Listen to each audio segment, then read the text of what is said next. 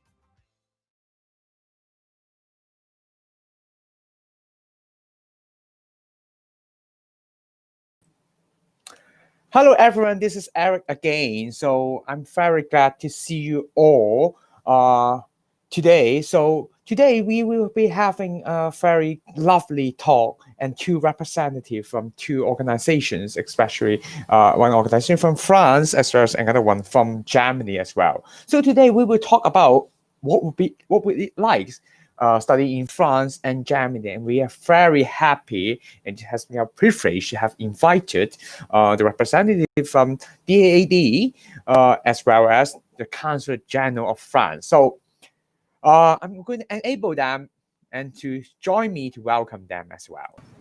So this is Catherine.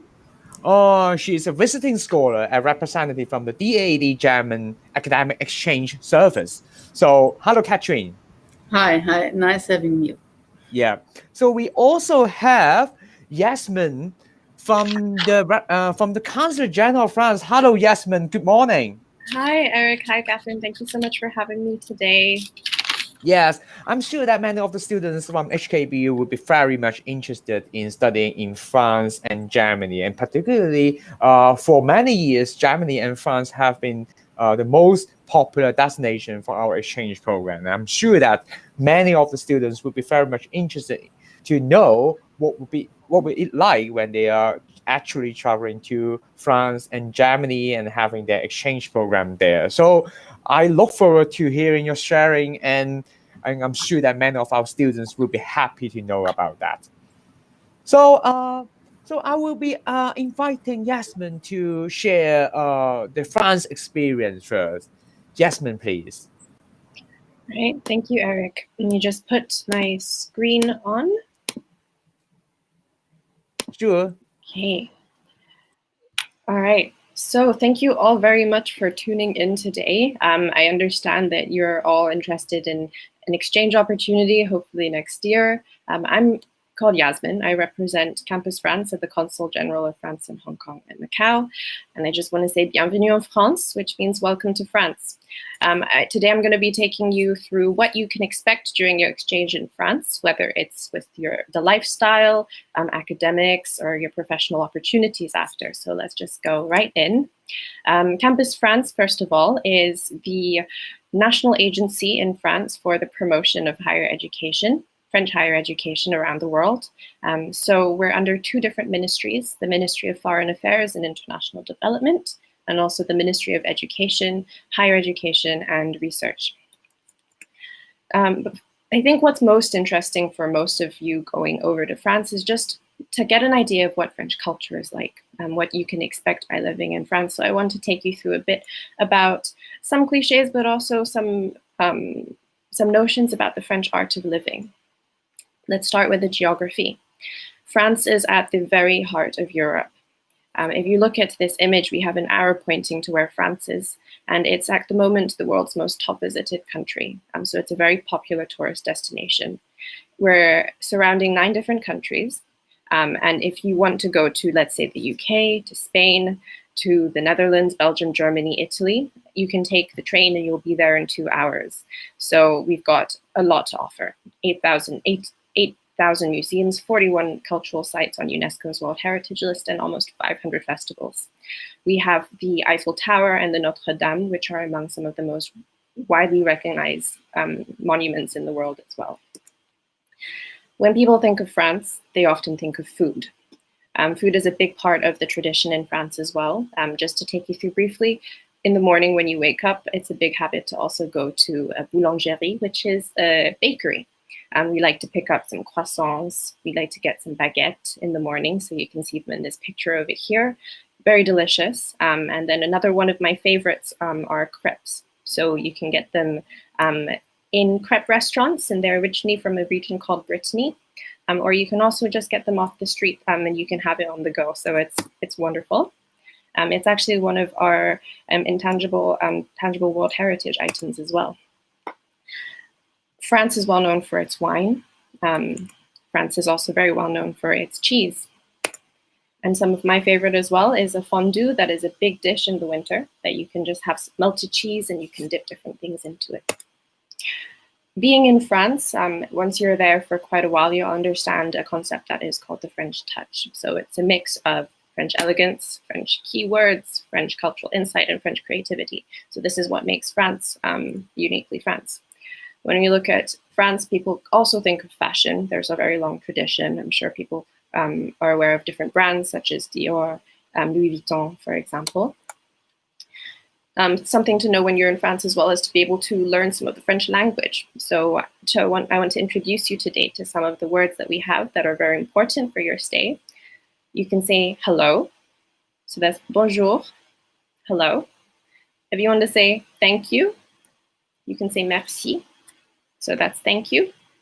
If you want to say goodbye, you can go au revoir, which means see you soon, goodbye. And learning French is actually a really important tool to be able to have once you're in France, and it can also serve you for your professional career, and also just to broaden your mindset in the rest of your life to come. Within Hong Kong, we notice even many different French brands. I'm sure people recognize Pret. It's an English company, but then the name itself is French, so it's Pret à Manger, which actually means ready to eat. We see brands from the luxury industry in Hong Kong as well. So Louis Vuitton, we're big in banks too. So we've got Société Générale. And even in terms of road names, one of the road names in Hong Kong, Devo Road, is very central road, but it actually means wishes. In Hong Kong, French is taught at all universities, including HKBU, and is also spoken all around the world in all continents. When you're in France, we have some particular French habits too. One of them is called la bise. So usually when we greet people in Hong Kong, we might shake hands, we might give our friends a hug. But in France, what's really popular is what's called la bise. So cheek kissing. You give your friends and people who are close to you kisses on their cheek to say hello. And this is the equivalent of, let's say, like a hug or a handshake. In France, people take their meals very seriously too. So it's very common to have a meal that can last hours. Let's say 2 hours would be quite common as well, where you'd sit, slowly enjoy the food, and it's really part of the French art of living and appreciating those small things that you go through and the moments that you spend with people who you like. France is also very focused on relationships and long-term relationships. Within French culture, it's really important to actually get to know people who you're working with before you start discussing the work at hand. And that way, it's of big importance as well, let's say, when you go to your classes and you meet your teachers, to also get to know them, and who they are and what their goals and motivations are. That's something that's quite significant too. In France, there's also a big debate a big culture of debate and philosophy. So oftentimes it's kind of known as a French national sport to just be able to debate on certain topics and to throw around ideas, and regardless of disagreements, that is it's nothing personal, but it's just a very big interest in talking about issues from multiple perspectives too. When you're in France, aside from the lifestyle, you're also going to be given access to, within your exchange, opportunities to exchange at universities and higher educational institutes that are very well known and very well ranked and in the global scheme of things. Higher education is a very big priority in France. It's one of the biggest budget items, and so actually France's state covers about 5% of the GDP on its education. And if we were to convert that, the government would be giving around 122,000 Hong Kong dollars to every single student to cover their education. So that means the cost that students end up paying is a lot less than what the actual cost is. Of course, when you're on exchange, you won't be needing to cover the tuition fees from your institution in France, because that's going to come with the package from your home institution at HKBU. But to understand some of France's strengths in higher education, we're very well known for our business schools. It's a very big strength of ours. If you're ever interested in doing a master's degree in France, there are some wonderful schools. Notably, HEC Paris is very well known, and INSEAD as well, for their master's degree courses to continue to train in the field of business. We're also well known for our science and innovation. The recent Nobel Prize in Chemistry was one of the winners of that was a French lady called Emmanuelle Charpentier. We're also ranked #1 in the world for mathematics. So University Paris-Saclay was recently, according to the academic ranking of world universities, also first in this field. And what's really important as well with the degree is that is a little bit different too, is that they're very practical. So you've got experts in the field that you're studying, whether that's international relations, business science, art. You've got experts who will be coming to teach you fields that they've been training in for a really long time. And it's also very practical. So they like to try and include opportunities to go and experience mandatory internships within the semester, for example, if you're a full-time student, or even outside of the classroom experiences. For example, when I was studying in France, I studied at Sciences Po in Paris, which is a political science institute, and we'd have teachers coming in from, let's say, the World Bank or the United Nations who would be working there, who would have tangible experience in the field and give us some of their advice and their insight into different issues. Second thing, what we're known for as well is a robust economy. So it comes with a lot of professional opportunities. We have the 3rd largest GDP in Europe, the 5th largest economy. And if we're looking at business, we have built the first business district in Europe. So if you take a look at this picture on the top left, it's called La Défense and it's based in Paris. So you get to see a lot of major companies based in Paris as well. Some notably in the fields of aeronautics. So Airbus is headquartered in Toulouse in France. You've got the luxury goods industry, which is well known around the world too. And then cosmetics, agri-food, telecoms, etc. When you're a student in France, if you're going over as an exchange student, you also get to benefit, if you're on a long stay student visa, to all the same benefits as a French student would. You get housing subsidies, you get mandatory student health insurance, you can work part-time, and then access to different student discounts as well. So this is just to note as well, if you're on a long stay student visa, which means your program is 90 days and more, and it also fits for exchange students. As for a budget, Paris is more of an expensive city to live in because it is the capital. Rents would be a little bit higher too. So if you're looking on a student budget, aim for about planning 800 to 1,000 euros per month. If you're anywhere else in France, it would be a little bit cheaper as well. So including rent, it's about 600 to 800 euros per month on your spending. Another question we get all the time is, do I need to know French to study in France? The answer is no, not necessarily. In terms of academics, we have over 1,600 programs taught in English. And surely with the exchange programs that you're connecting with at HKBU, the programs that you'll be entering into will also be taught in English. And you'll have, a lot of the times, quite an international cohort. We're the 5th largest country right now in terms of welcoming international students. So we have people coming from all around the world to study in France too. So you'll get to go and meet with people from very many different perspectives too. I'm just going to zoom ahead here. This show you a bit about in the future, if you're planning on staying in, to continuing your education in France, the French Consulate also offers French government scholarships at the master's level. But what's interesting as well for you might be this over here, is to have a French summer experience in France. So if you are studying French at HKBU, you can apply for a scholarship for a 4-week French language course during your degree. And that will bring me until just enough time to bring to the end. If you have any other questions, please don't hesitate to get in touch. I'm from Campus France of the French Consulate.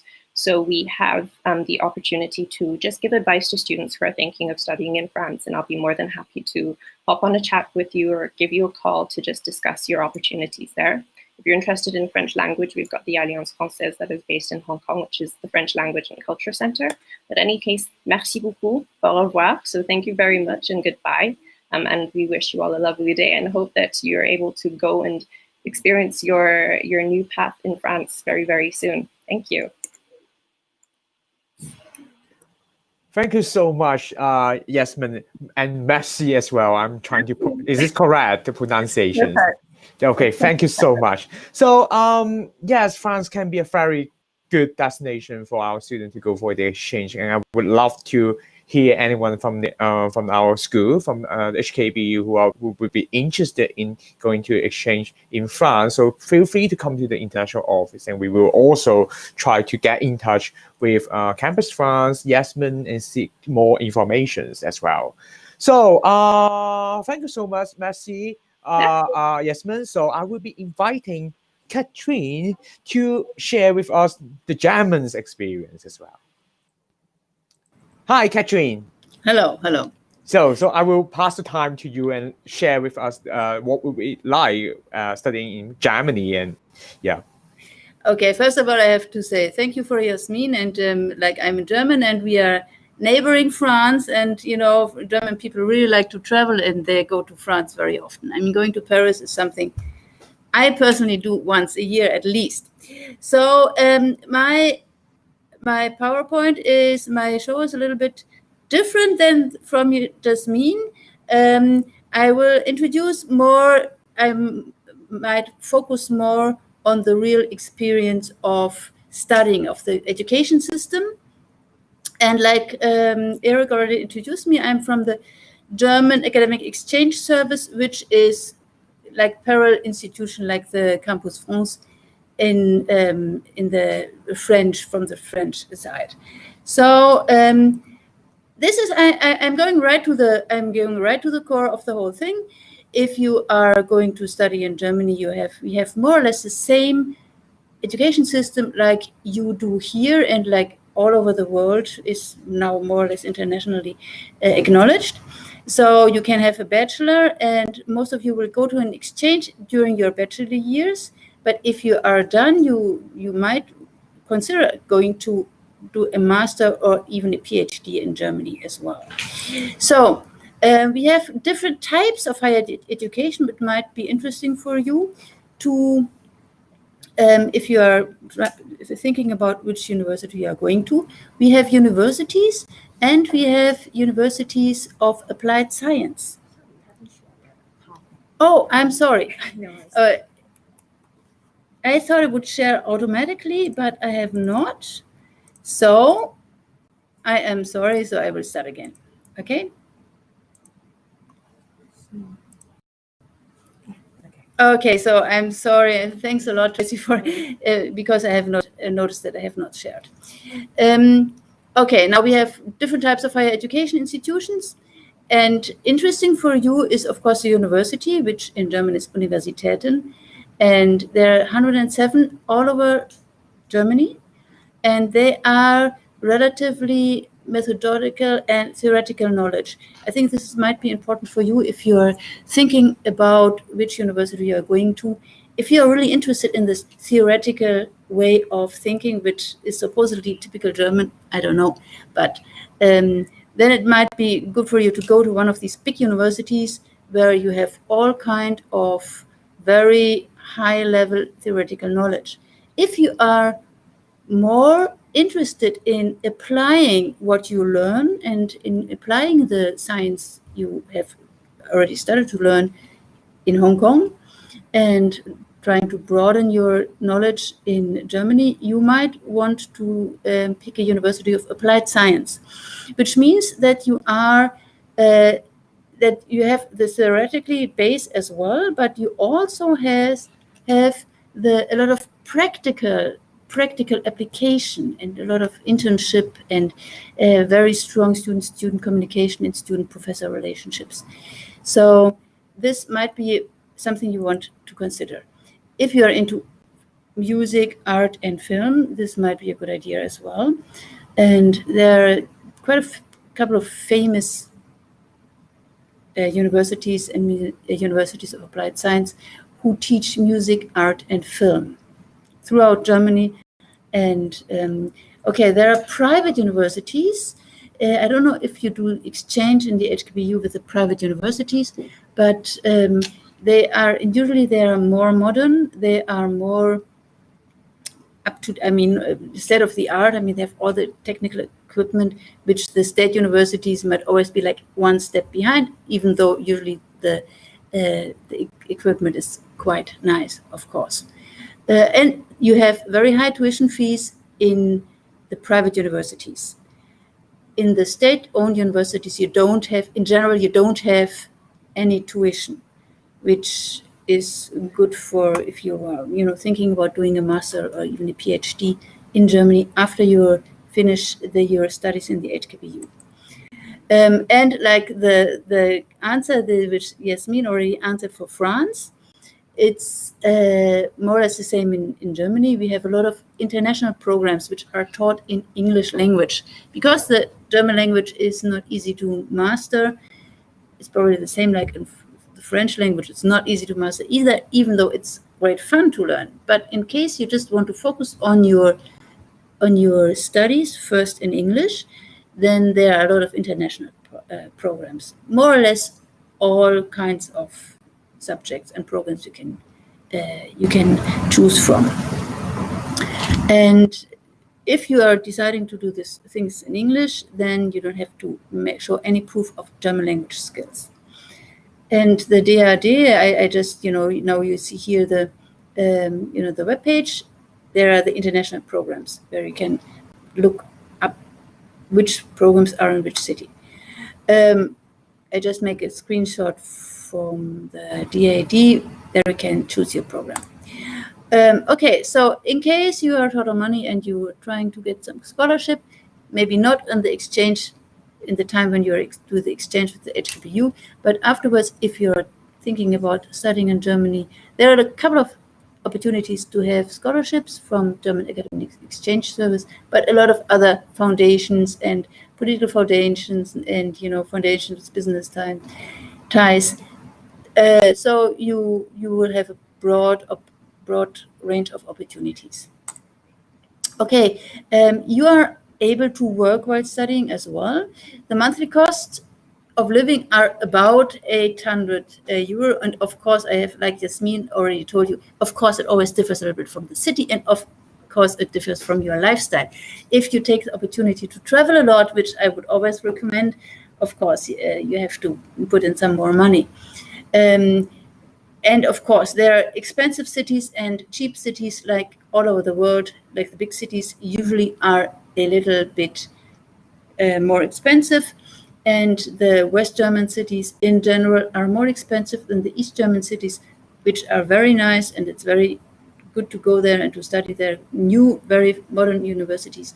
But like 800 euro, it's about, like the average, okay? So, and you can study 120 full days a year because you're a non-European citizen, non-EU citizen. Okay, now if you ever think about going on studying in Germany and having a degree from a German university, you can have a career in Germany, of course, and non-EU citizens can stay in Germany for 18 months and look for a job and still being on their visa, don't have any visa problems, and trying to find a job, which I think if you have the good qualification, is very likely that you will get a good job in Germany. Okay, so now the German language. It's, like I said, it's great to learn German language. It's not easy. This is what my students tell me. But we have a language course here in the HKBU. And of course, there is a Goethe Institute in Hong Kong, which is in Wan Chai, and they have a broad range of language courses from the beginning to up to doing the test stuff. In case you want to study in German language, you have to have a proof of language, and which is like the TOEFL and IELTS for English, but we have the same thing for test stuff in which is about same idea like the TOEFL. It's a centralized standard test, and if you want to take it, you go to the Goethe Institute and you ask for opportunities to train for this. Okay, so I'm more or less done.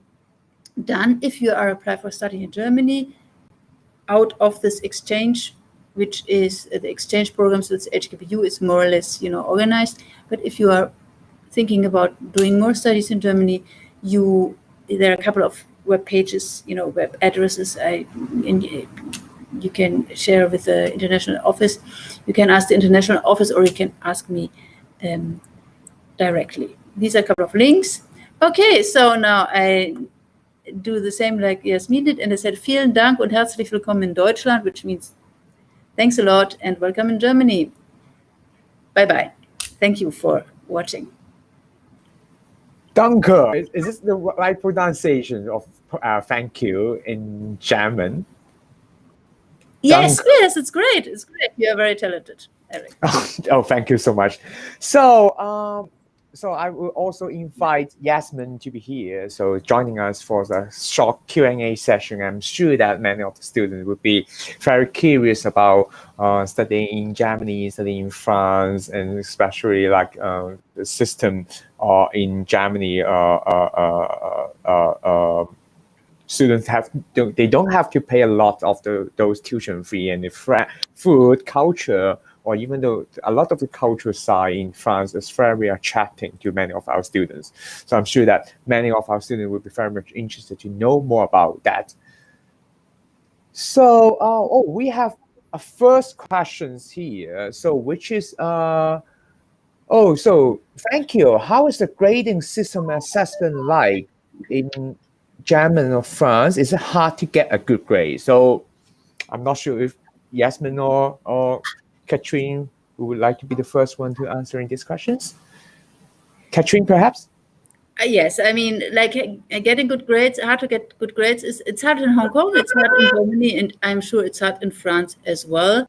I think, but if you are dedicated to what you're studying, if you like what you study, and if you take your time, and if you study hard, it will be able to have a good grade. Yes. Yeah, just to add on to that as well, completely agree with what you're saying as well, Catherine. Another point is interesting is that France, Germany, and other European countries, we use the same system of grading. So there's an ECTS system. So these are the equivalent of the credits that you use here in Hong Kong too. So it's also useful because I know in some cases, especially at a master's level, students might be interested in an Erasmus exchange or an Erasmus master's degree, which means that they'll be able to go do their masters in several different countries within Europe and be able to just have the equivalent grades all be added to the same transcript under the ECTS system too. I see. Yes, thanks a lot for adding this. This is very important that Europe is really growing together in the education system as well. And we have Erasmus and we have the same grading system. Thank you for adding this, yes. Yeah.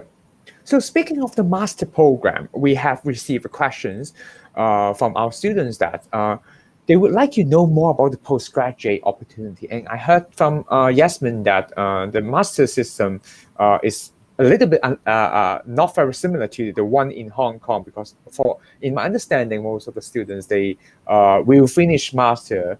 They will have a 5 years university study, and then they also finish their master. Is this the case, and is this also the same case for German higher educations?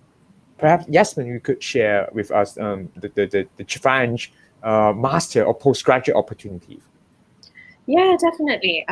So usually in France, a bachelor's degree is 3 years. A master's can be 1 or 2 years, depending on what you're studying and the program you're in.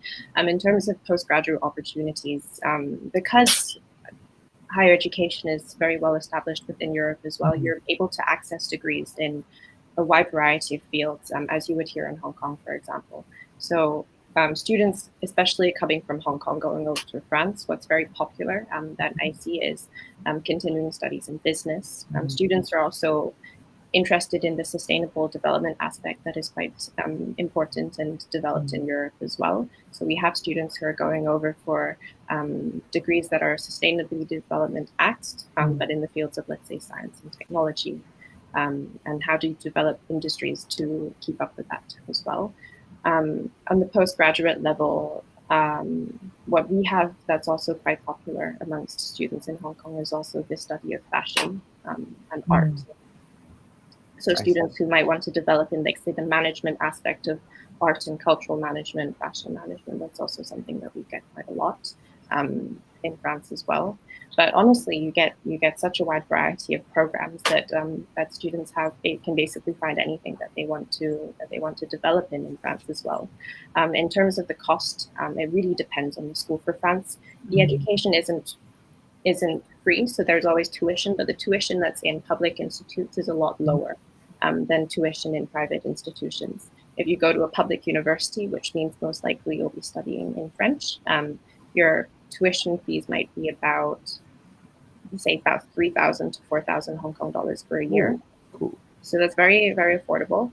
But if you're going for a a non-public university, which has more opportunities to study in English as well. The cost of tuition would be a little bit higher, but still lower than the global average too. And so it's quite affordable if you want to go and develop in comparison to the tuition for masters elsewhere in the world too. Yeah. Well, I think it's pretty much the same in Germany. There are master programs in English, taught in English, and in all kinds of subjects. And the tuition, there is a great variety of tuitions, because in Germany it's not a centralized country; it's federal. So it's different from every state within Germany, and it's even different from every city and from every university. So if you are interested in studying in Germany, you really have to be very precise. I mean, I want to study in this city, this subject, and then you have to directly ask the university, the international office in the university, that they will give you. But in general, the tuition fee, even for master programs, is not as high as whatever, like in United States or Australia or anything. So it's quite affordable. Yeah. And especially all these higher education sectors, no matter in Germany and France, are very excellent, and they offer very good opportunities as well. Yeah. Yes, and actually I think there are already a lot of international students in Germany, and Germany really welcomes international students because the politic wants to have internationalized education and internationalized business as well after the graduation. Yeah, I see. So, we also have received questions from our students, and they are very curious about the usual class size and what would be the class culture like in Germany and France, because perhaps it could be very different with Hong Kong, right? Well, like I said, I'm only in Hong Kong now for half a year, but what I see about just going to this class culture thing is, of course, like Yasmin said, the French like to debate, but the Germans like to debate as well, with the French and with everybody, with each other, with everybody else. So, of course, it's not that you have to sit there and if the teacher will tell you what to do and you do this and then it's gone. Now, you're expected to raise questions, to disagree, to agree, to get into the discussion. I think it's much more demanding for you. You have to be more open and more forward and don't be. Yes, definitely. Yeah. The class size depends, and remember what I said about the different type of universities. In the big universities, you have usually very big classes, and in the University of Applied Science, you have rather small classes and a very close relation to your professor or to your teacher. So it really differs what you do and where you do it. I see. How about Yasmin? How would you describe the class size and the class culture in France? Yeah, it's honestly quite similar as well. It really depends on the institution that you're in, and you end up choosing. Oftentimes, the more specialized that you are into your subject, the smaller the class size is, because that leads to more discussion, more opportunity to interact with your tutors, with your professors, and your classmates.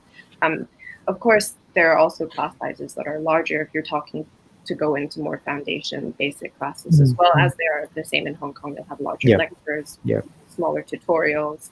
So it really depends. The class culture is also, it's again very participatory. Students are very encouraged to debate, form their own opinions, argue a stance, and be able to share. So it's not so much what it is that your opinion, not so much what your opinions are, but how well you are able to present your points and back it up. And that's something that's quite important. And you get to learn a lot just from throwing around the different perspectives with students who are also in the same class as you. I see. And speaking of studying in France and Germany, and some of the students will be and will be very curious, what would be the discipline that you will most recommend? And Katrine? Well, I mean, recommending always, I had to know about the student, what he or she likes. Or Germany, like you probably know, is very famous, like for cars and all this, for this technical stuff. And we have a very, very famous technical universities, like Aachen and Darmstadt, very, very high rank institutions, but they are really, really hard to study. I mean, not only because I'm not an engineer, but even for people who want to be an engineer, it's very hard. The mathematics, it's really high. But if you do it, you have great opportunity. So all the engineering and technical stuff, and of course business, but I think business is nothing which is typical for Germany. It's like you can study it more or less everywhere. Yeah. How about Jasmine? What would be your recommendations to study the most popular disciplines to be in France? Yeah, I mean, I briefly touched upon this earlier too. Again, every student has their own individual path in which to follow and develop, and we're very happy to support students in discovering what their opportunities are there. Typically, we more specialized wise, so science and engineering is quite popular. We have a lot of research laboratories. We have, let's say, as I mentioned earlier as well, Airbus. So the headquarters is in Toulouse. So if we're looking at the aeronautical industry and aerospatial industry, it's quite developed there in terms of the programs, and students who are very looking for this niche concentration can very easily find their opportunities in France. There's business, and then in terms of learning French language, many people like to be able to go for a summer or a couple of months to just focus on learning French. And lastly, and all in terms of the arts and the cultural industry, that's something that's a priority for the French government as well. And so there are a lot of management of arts and cultural management careers and study opportunities also there. Okay. So I think that students who are interested in studying in Germany or France, they could have a look at the website of those universities, try to talk to yourself, have a kind of conversation with themselves to know, okay, what kind of discipline or what kind of areas that they would like to develop themselves to be the expert in that area, in that field. And I think that's really important. And indeed, there are numbers of expertise or even popular disciplines, no matter in the university in France or Germany, but it really depends on the aspirations, the dream, and how you would like to, what kind of persons, what kind of achievement that you want to achieve in your career. So we have the last questions, I think. So it is about the language courses. So I guess the student would have very limited knowledge about either the German language or the French language, but they are planning or they have been considering to study in Germany and France. And what would be your recommendations? Is there any kind of short-term language course or something like language center offered by those universities in Germany or France that to allow students to have prepared some kind of language foundation before they actually enroll into those perhaps postgraduate courses? Like I said before, there is a Goethe Institute here in Hong Kong, and the Language Center in the HKBU. And there is some summer courses in Germany, some from German universities, where you go for, I think, 4 weeks, and where you learn, I mean, the whole day, those 3 weeks, only German. Every day you learn some German and do some excursions afterwards. This might be a good opportunity. But I think if you want to start to study German intensively in Hong Kong, the Goethe Institute would be the first address. For us, we have the same equivalent. So HKBU has the language center, and HKBU also, I know, has the European Studies stream. So those students who are in the stream will be learning French during their degree, but also I know there's a compulsory 1-year exchange in France, which might be the same in the case of Germany. It's the same. It's the same. It's totally parallel. The French stream and German stream is the same. So students, before they begin their exchange year, there are also partnerships that the department has made with different French language institutes. So they'll be going over, let's say, a month or two in advance just to be able to pick up some more French language and get comfortable and settled in before they start their year. In Hong Kong, if you're looking at external to HKBU, there's the Alliance Française in Hong Kong, which is the official French language, cultural, and language center here. But even if you want to go on an independent basis to France before you start your exchange year, that's very possible. There are many different language centers, and we also have a database for you to be able to find the appropriate center for you, depending on your region and what you're looking for your program as well. Yeah, so basically, if anyone who are interested in studying in France and Germany, there are a lot of resources that have been available here, not only in HKBU, but also we have the privilege to have the Campus France and the DAAD as well. They are very happy to offer this kind of assistance to help you to find out the suitable courses and even know how help you to achieve your dream. So first of all, if you're really thinking about studying in France and Germany, try to take a look at all the website, try to take a look, do some desktop research. And I'm sure that Yasmin and Katrine will be very happy to answer any questions in the future. So thank you so much for joining us today. So we are very glad to have all of you, and I'm sure that students from HKBU, and they will have a lot of questions in their mind. They need to talk to themselves and try to find out the way of achieving their goals, achieving their dreams, and all of them are dream achievers. So thank you so much for joining us. Thank you as well, Eric. Thank you for having us. Thank you, Thank Eric. you, and have a nice day. So. And students who are from HKBU, please follow us on Facebook and IG. And I would like to also give you a friendly reminder that we are still accepting the applications for the YOLO Exchange Program 2021 and 22. So the deadline will be 15th of November. So make your application tonight. Thank you very much. Bye-bye.